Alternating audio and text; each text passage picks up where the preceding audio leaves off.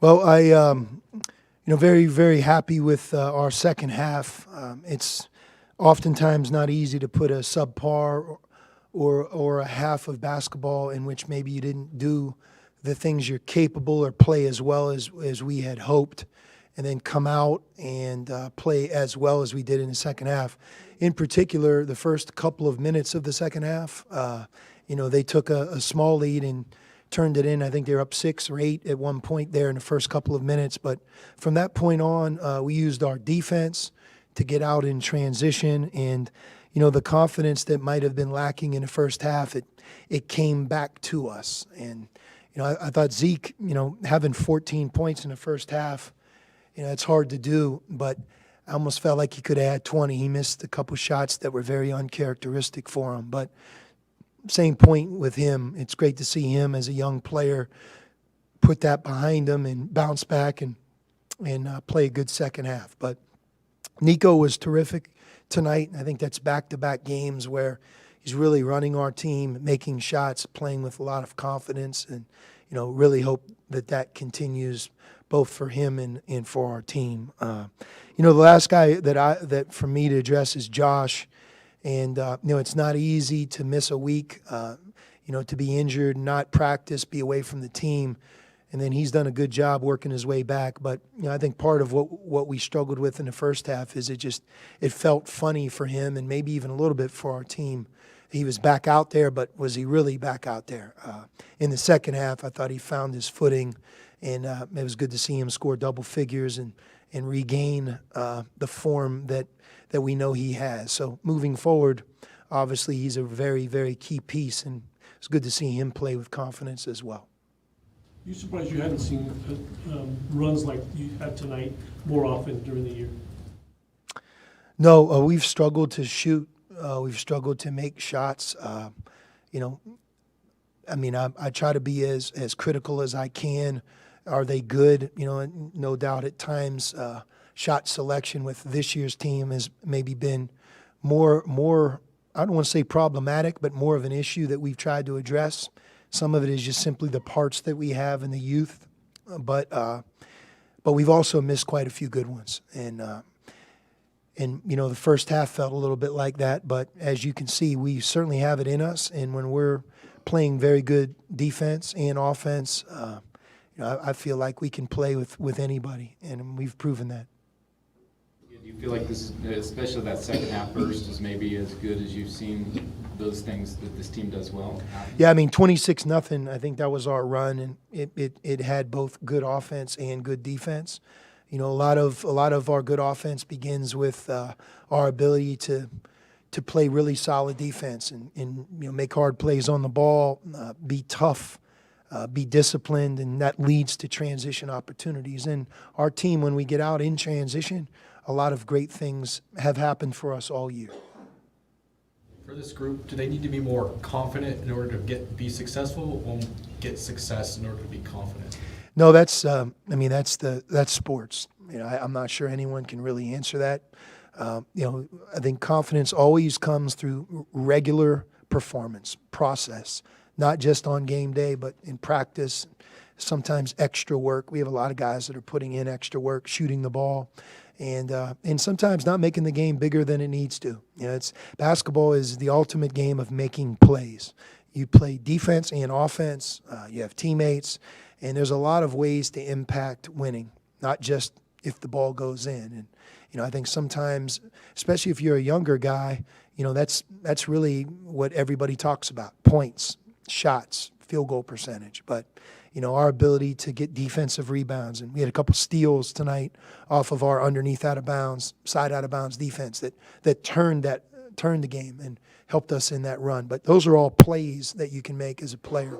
And, that's really been an emphasis for us to really encourage our guys to make plays, not shots, and to finish, be a better team down the home stretch of each game. Talk a little about Nico. What's gotten into him the last couple of games? He's been the Nico like I think many of us thought we'd see throughout the whole year. Mm-hmm. Well, Nico, in fairness to him, it's a world of expectations that are almost impossible to meet. If you look at the role that he has as a freshman, the amount of minutes that he's played and the games that he's played really well in. I mean, he's had a dynamic first year. It's just we're all holding him to this standard of excellence of today's world of college basketball, and it just takes time. It takes time to get comfortable. It takes time to learn what it feels like to play against a college zone. Last time we played at Washington, I mean, I remember how the game felt in the first half. We just had a lot of young players playing against that type of zone for the first time. It's not to your advantage, but I think watching Nico feel comfortable now, it makes sense because he's been through a lot of different experiences, and he's very good. He's talented. And I think for him, just watching that ball go in the basket, it takes some pressure off of him because, as we all know, he's certainly a capable shooter and a very, very good shooter. Yeah, he says a lot of it just was working it out in the gym. I mean, I'm sure that's it, but I didn't know if you see anything else off the court maybe that's helped with him, confidence or a talk, or maybe just getting away from it, or like you said. No, he stayed with it. He doesn't skip practice. He practices hard. He's learned the way to win in college basketball. He's seen what it feels like to lose. He's watched a lot of film.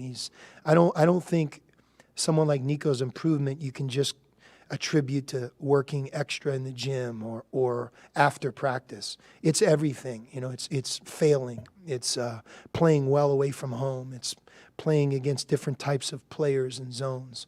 If I just judge Nico on his defense, it might be the biggest gap that anyone on our team has filled in terms of where he would have been when maybe we scrimmaged St. Mary's and where he is today. He has the know-how.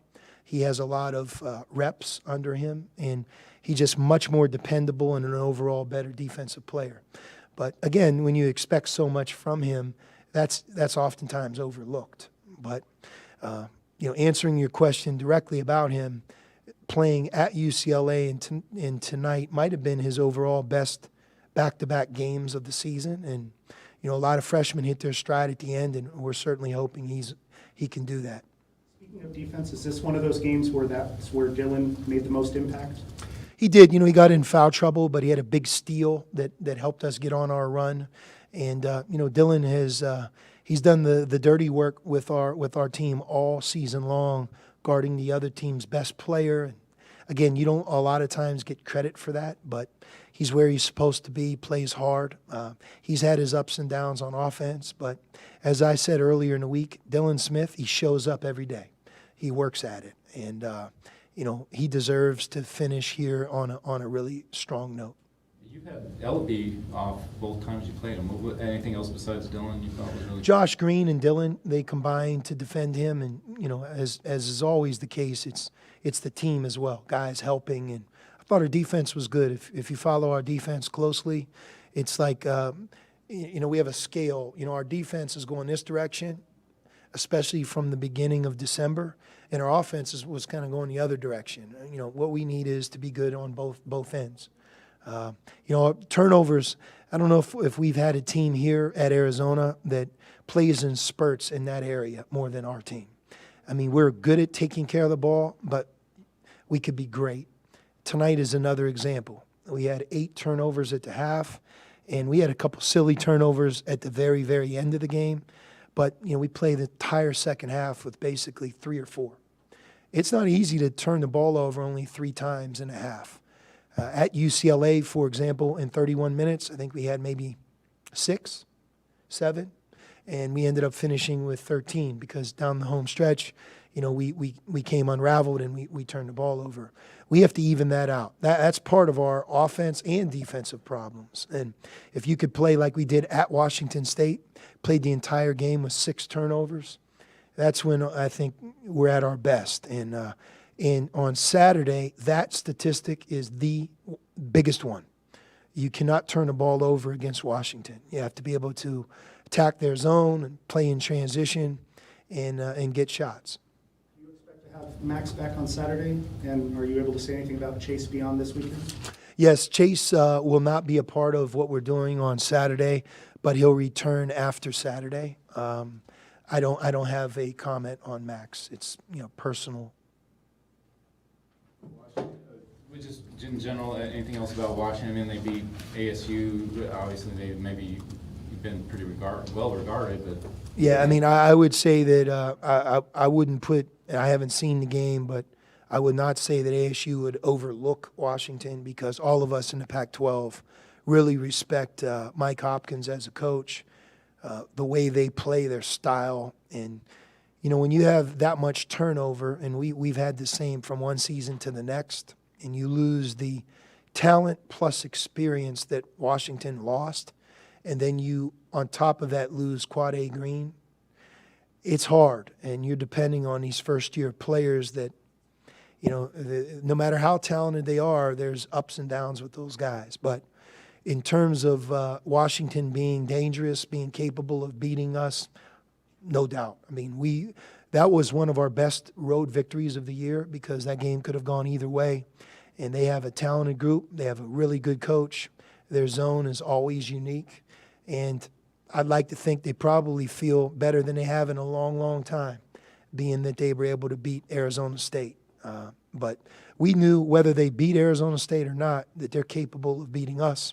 And we have to be ready. And you know, our goal is to get 11 conference wins and finish our regular season with 21 wins. And it's going to be a battle. We're going to have to play more like we played in the second half tonight than a tale of two halves to beat Washington. Thanks.